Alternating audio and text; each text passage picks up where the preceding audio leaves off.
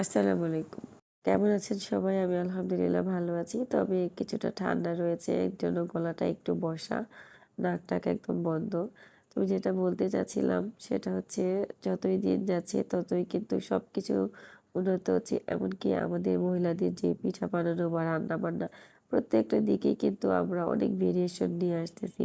যেমন আজকে পিঠা বানাচ্ছি, এই পিঠাটা কিন্তু আমি ফার্স্ট টাইম ট্রাই করছি।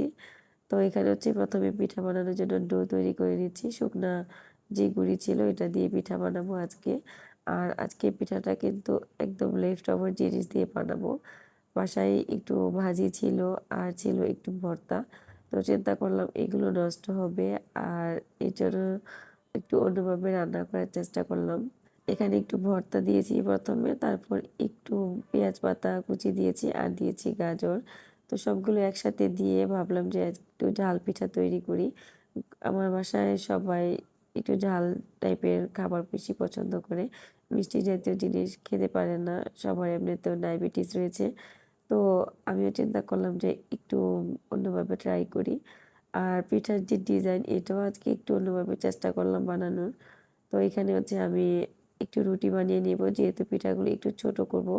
এজন্য আমি রুটির মতো করে বানিয়ে নিচ্ছি। তো রুটিটা আজকে আমার একটু পাতলা হয়ে গিয়েছে। তো আপনারা যখন এরকম করে পিঠা বানাবেন সেক্ষেত্রে কিন্তু রুটিটা একটু মোটা রাখবেন। তাহলে কিন্তু পিঠাটা যখন ভাপ থেকে তুলে নিবেন তখন কিন্তু পিঠাটা সুন্দর থাকবে। যেহেতু আমার পিঠাটা একটু পাতলা হয়েছে এর জন্য কিন্তু আমার পিঠাটা লাস্টের দিকে এসে একটু উল্টাপাল্টা হয়েছে। তবে আজকে আমার পিঠা বানানোটা কিন্তু খুব ভালো লেগেছে আইডিয়াটা আমার নিজের কাছেই। এটাকে না বলা যায় পিঠা, না বলা যায় মোমো, এরকম একটা জিনিস। তো মোমোর মতোই দেখতে, কিন্তু আবার বাইরের সাইডে আবার পিঠা। তো আমি কিছুটা কিন্তু এরকম করেছি, পিঠার মতো শেপ দিয়েছি আর কয়েকটা কিন্তু একদম মোমোর মতো শেপ দিয়েছি। তো আজকে যে ডিজাইনটা দেখাচ্ছি সেটা আপনারা একটু দেখেন।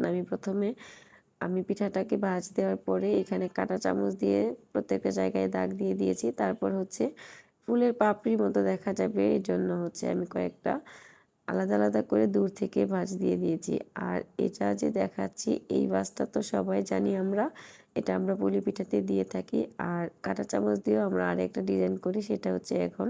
এই ডিজাইনটা অনেক আগের, তাও আপনাদের সাথে শেয়ার করলাম। আর এখানে দেখেন আমার এই মোমোগুলো, আমি কিন্তু কয়েকটা মোমো বানিয়ে নিয়েছিলাম।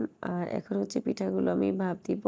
ভাপ দেওয়ার জন্য আমরা যেভাবে ভাপ দিই আমাদের বাড়িতে, আমরা কিন্তু মেরা পিঠা খাই। তো মেরা পিঠা বানানোর জন্য এই পাতিলটা ব্যবহার করি। তো নিচে একটা পাত্রের মধ্যে পানি রেখে তারপর উপরে যে পাতিলটা থাকে এটার মধ্যে ভাপ আসে, যেহেতু নিচে